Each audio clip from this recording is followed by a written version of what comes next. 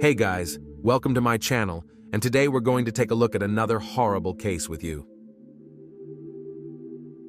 The Kahler family case.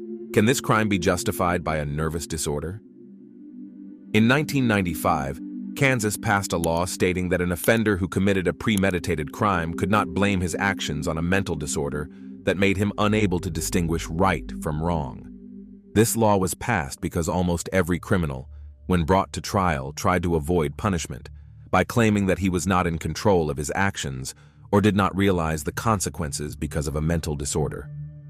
The head of the once happy and large Kahler family tried to use insanity as a defense to avoid responsibility for the atrocities he committed.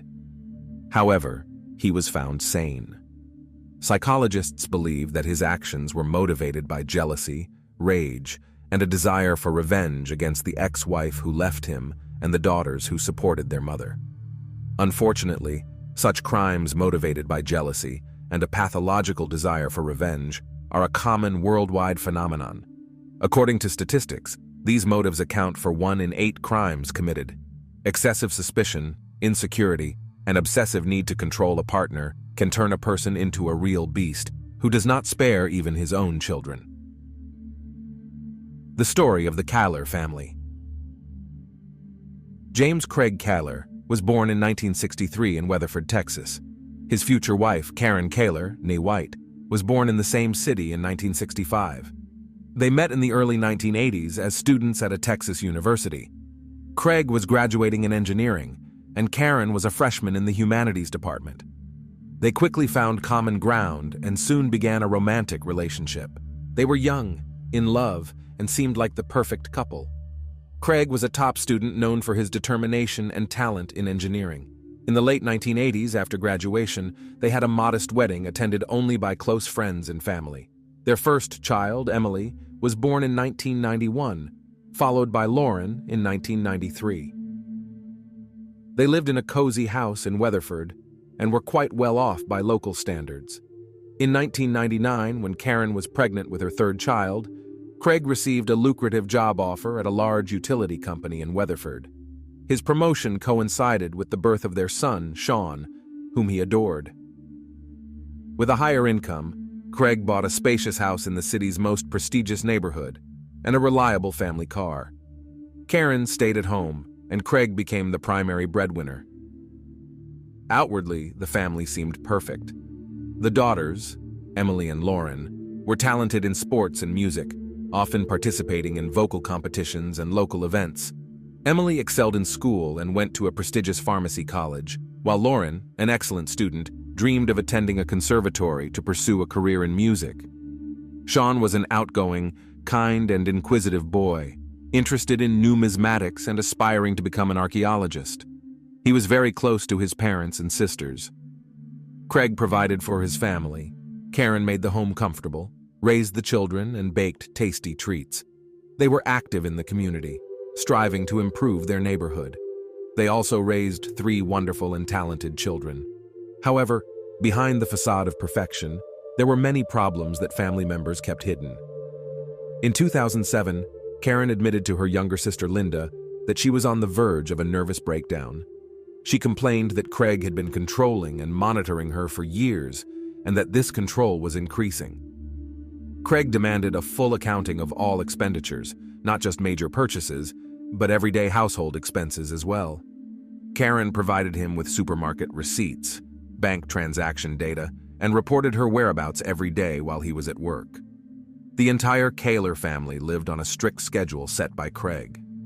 When he returned from work, his wife and children had to be home to meet him. They went to bed, woke up, and ate at certain times, and even intimacy between the couple was scheduled. Over time, Craig's obsession with control intensified. He became increasingly demanding and selfish, and Karen's actions were scheduled down to the hour. Karen felt enslaved. She had no free time, only duties and responsibilities. She tried to fulfill all of her husband's demands, hoping that he would loosen his control and they could get back to their old life. But Craig seemed to enjoy his control and was unwilling to change. Linda was deeply disturbed by her sister's revelations. She, like everyone else, had seen Craig as the perfect husband, father, and family man. and it turned out he was a domestic tyrant. However, Karen did not want to destroy her family. Besides, she and her children were financially dependent on Craig. Therefore, she decided to find a job that would provide her with a stable income. Karen's new hobby. Karen, despite her advanced age and 3 children, was in great physical shape. She always adhered to the principles of good nutrition, periodically followed diets, took care of herself, and went jogging every day. Secretly from her husband, she enrolled in a local fitness club where she started working out for several hours every day. It was her way of blowing off steam, distracting herself and getting her thoughts in order. She attended the gym while Craig was at work and didn't notice her working out. Soon the management of the sports club noticed the attractive, fit, and diligent woman. Karen was offered to try herself as a fitness instructor with a probationary period and the possibility of an official labor contract. The former housewife could not have dreamed of such an opportunity because now she will be able to continue doing what she loves and even receive a decent remuneration for it. Eventually, Craig found out that his wife was going to the gym. Karen expected a scandal and that her husband would forbid her to go, but surprisingly, he reacted calmly. He even seemed pleased that his wife had found something to do and was now earning her own money. His only conditions were that she had to be home when he arrived, cook meals, and not disrupt their planned intimate life. Karen found these conditions acceptable because now she had the freedom of action and the ability to provide for her own needs without having to justify to her husband every dime she spent. Unexpected romance and a love triangle. Soon there was a new instructor at the fitness club named Sunny Rice. Karen and Sunny quickly hit it off and became friends. For Karen, who had been a stay-at-home mom for many years and was unable to socialize with people outside the family, Sunny became a trusted confidant. The women spent time together at work every day, sometimes going for walks, drinking coffee, and having heart-to-heart talks. It didn't take long for their friendship to grow into something more. Naturally, they hid their feelings and relationship from everyone. But in time, Karen decided that she had to confess everything to her husband. She spent months preparing for this conversation, trying to find the right words, not knowing how to start and what the consequences might be. Eventually, she opened up to Craig. Although Craig was quite puzzled by his wife's revelation, he reacted rather calmly and did not make a scene. However, the next day, Craig stated that he agreed to his wife's relationship with Sunny, but on the condition that he could join them. Karen was shocked by her husband's proposal and didn't know how to react to it. Nevertheless, Craig took the initiative and began courting Sunny, sending her flowers and small gifts. He seemed to see this as an opportunity to brighten his intimate life and add passion and new sensations to his marriage to Karen. At first, the women agreed to his proposal, but soon realized that for Craig it was a game of dominance. Their peculiar love triangle didn't last long, and Craig was made to realize that he was not welcome in their relationship. Feeling insulted, Craig demanded that Karen end the affair immediately, but she continued to date Sunny, genuinely in love. After nearly 2 decades of marriage, it seemed that Karen was ready to leave her husband for a new relationship. A move to another state and secret meetings. After months of scandals, confrontations, and agonizing deliberation, Craig decided that the best solution to save his family would be to move to another state. He began looking for a new job, sending out resumes, and soon landed a position as a water director for a large company in Columbia, Missouri, a city neighboring Kansas. Craig believed that his wife's move to another state would end her affair with Sunny and their family life would return to normal. The move in the summer of 2008 proved difficult for the family, as the children had to change schools, make new friends, and adjust to life in a new city. Although the family was already well off, Craig's salary in his new position was nearly double what he earned in Weatherford. However, with more responsibilities and more hours on the job, Craig naively thought he had cut Sunny out of his wife's life for good, but he was wrong. Karen and Sunny continued to communicate regularly, exchanging calls and texts and meeting in secret. They would drive to meet halfway and spend a couple hours in a roadside hotel before returning home. By then, Karen knew her marriage was doomed. She no longer loved her husband, and divorce was only a matter of time. These secret trysts continued until December 2008. On that New Year's Eve, the Kahler family returned to their hometown to visit family and friends. Sonny was also present at this party. Karen and Sonny behaved low-key at first, simply exchanging greetings. However, as the party progressed and under the influence of alcohol, they seemed to forget about social norms. The lovers were inseparable, holding hands, exchanging longing glances, and some guests even caught them kissing. Craig wasn't just angry, he was furious. Karen had insulted and humiliated him in front of dozens of former roommates, friends, and co-workers, making her affair public. Craig made a scene at the party, verbally attacking his wife and Sonny. An enraged Craig forcibly dragged Karen away from the party. On the way home, he lost control of himself. He grabbed her by the shoulders and shook her with such force that her dress ripped. He then slapped her, causing her to stumble and fall, hitting her head hard. Divorce and painful harassment. After returning home, the conflict did not subside, and a few days later, Karen told Craig that she was leaving him. She initiated divorce proceedings and demanded custody of the children. At first, Craig tried to apologize, begging to keep the family for the sake of the children and offering to give their marriage another chance. However, Karen was adamant and obtained a divorce. Craig then began calling their mutual friends and relatives, asking them to talk to Karen and convince her not to break up the family and stay with him. Despite his best efforts, she firmly told him that she was leaving for Sonny and was never truly happy in their marriage. In the early spring of 2009, while they were still living under the same roof, another argument broke out, and Craig resorted to physical violence for the first time since that New Year's Eve party. Karen reported him to the police and he was arrested. However, at the station, he claimed that his wife was hysterical and he only held her tightly to calm her down, which caused the bruises on her arms.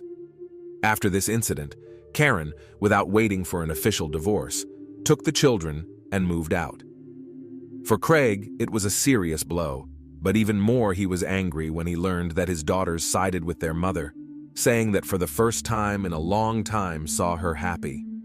He saw this as a betrayal and refused to communicate with Emily and Lauren, only calling Sean and taking him with him on weekends, while blatantly ignoring his daughters. Meanwhile, despite the ongoing divorce proceedings, Craig still hoped that his wife would change her mind and come back to him. He was jealous, tried to control her, and followed her everywhere. He watched her house, followed her around town in a rental car trying to remain undetected, and even tried to set up a hidden camera in her house when no one was there. Naturally, all of this took time and effort, so Craig had to sacrifice work. First, he took a vacation, then he claimed that he was sick, and in the end, he just started skipping work without explanation. This reckless behavior led to his termination. After losing his job and source of income, Craig was forced to move into his parents' house because he couldn't afford his own. Now, with plenty of free time, he was able to stalk his ex-wife all day long, leading her to take his ex-husband to court to stop him from approaching her. Horrible Thanksgiving. In November 2009, just before Thanksgiving, Karen took her children to visit her 89-year-old grandmother, Dorothy White, in the small town of Burlingame, Kansas, to spend the vacations. On the evening of November 29th, the Burlingame Police Department received an alarm call about a suspicious van and the sound of gunshots. Dorothy's neighbors reported seeing a small truck pull up to the elderly woman's home, a man get out of it and enter the house. They then allegedly heard screams and gunshots, but are not sure. The man then left the house, got back into the truck, and drove away quickly. Neighbors did not attempt to apprehend him, fearing he was armed. When police pulled up to the house, they were met by a terrified 10-year-old boy calling for help. It was Sean Kahler, who couldn't explain what had happened, but it was clear that a terrifying scene awaited the police inside. Near the front door, they found the 89-year-old homeowner lying in a pool of blood and surprisingly alive despite 2 gunshot wounds. In the kitchen, police found the lifeless body of 44-year-old Karen. She had been shot in the chest and then killed by a close-range gunshot to the head. Her ex-husband had left her with no chance of survival. The body of her oldest daughter, 18-year-old Emily, lay between a wall and a couch. She had apparently tried to hide from her enraged father, but he caught up with her and took her life with 2 point-blank shots. Her younger sister, Lauren, lay in a pool of blood in a second-floor bedroom. She was still alive, begging faintly to save her life and repeatedly stating that her father had done it.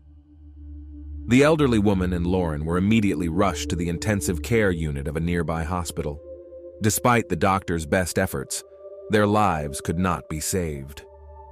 Lauren died on the morning of December 1st from massive blood loss and damage to her internal organs, and her great-grandmother died a few hours later that day.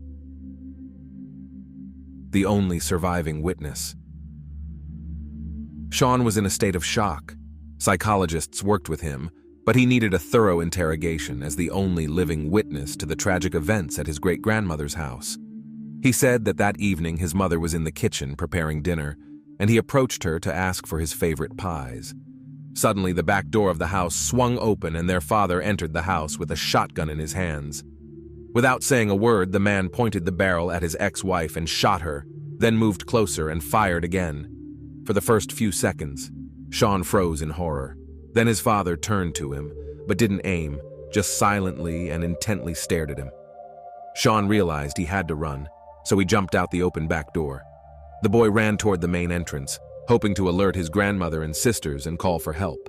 However, as he reached the threshold, he heard several more gunshots. Fearing to enter the house, he hid in a small outbuilding. He heard several more shots and waited in terror for his father to come after him. Where is Mr. Kahler? Craig was immediately put on the wanted list, warning that he was armed and extremely dangerous. Meanwhile, police received several reports of a speeding truck, which helped them quickly determine the direction the gunman was traveling. At one point, the man abandoned his vehicle in a wooded area and began walking down a deserted road. Law enforcement quickly caught up with him and apprehended him the next morning. He had left the rifle and ammunition in the back seat, with prescription medication for depression and anxiety disorders lying next to the driver's seat. Mr. Kahler did not resist arrest. He did not seem to care anymore. He looked confused and even frightened, and honestly admitted that he was armed with a gun and a hunting knife, but did not intend to use them. He also admitted that he had done something terrible that he believed the police already knew about. At first, when he was taken to the police station, Craig fully admitted his guilt and poured his heart out to the investigating officer. He told how his wife had cheated on him with Sonny, how they had humiliated him in front of his friends at a New Year's Eve party, how his attempts to save his marriage had cost him his job, and what was left of his self-respect. The man cried, said he did not know how he had decided to take such a step, and complained that everyone, including his daughters, had betrayed him. Trial and fair sentence. Craig's trial began in December 2010. The defendant, who was advised by his lawyer Thomas Heaney, recanted his initial confession, blaming his actions on mental illness and insanity. It was his only option to avoid the death penalty for the murder of 4 people. Heaney tried to convince the court that his client was in a difficult psycho-emotional state after his wife left him for a lover. His children sided with their mother.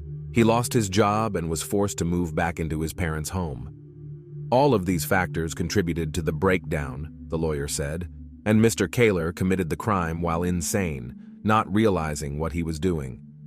Prior to 1995, there was indeed a law that allowed criminals to get leniency by pleading insanity. However, in Kansas, where the crime was committed and the trial took place, that law was repealed. Furthermore, the prosecution found no evidence of insanity, or affective state in Craig's actions, only cold calculation. He purchased guns and ammunition in advance, went to Dorothy White's house, knowing that his entire family was there. He shot each victim twice, leaving no chance of survival. However, he deliberately spared his son, Sean, allowing him to escape.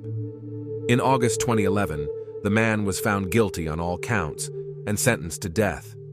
Sean, who was 12 years old at the time, testified at the final hearing. He said that he did not wish his father dead, as he was the only close relative left. Despite numerous appeals by Craig and his attorneys, the verdict remained unchanged. As of today, Mr. Kahler is still in prison and continues to fight to have the case reviewed and the death sentence overturned. As for Sean, after the death of his mother and sisters, he was officially taken into custody by his maternal grandmother. He is now an adult, has finished school, received an education, and has decided to stay and work in his home state. Thanks for watching, guys. Subscribe to the channel, and also don't forget to click the bell. There are many shocking stories ahead.